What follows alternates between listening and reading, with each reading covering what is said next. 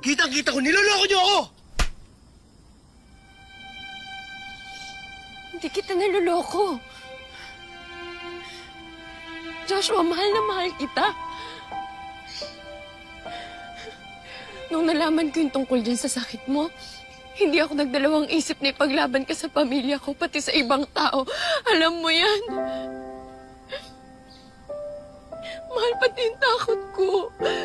Nilabanan ko kasi nga, ikaw na yung gusto ko makasama habang buhay. Mahal, handa na ako eh. Handa akong pagsilbihan ka at alalayan ka. Hindi mo ba alam yun?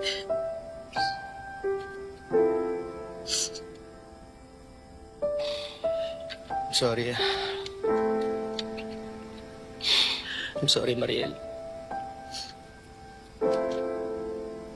Ito naman kasi, hindi ko naman kasi ginusto magkasakit ako eh. Sana wala na lang ako sa sakit. Tinisikap ko naman gumaling eh. Pero di talaga kaya. Di talaga kaya. Kaya mo. Kaya mo.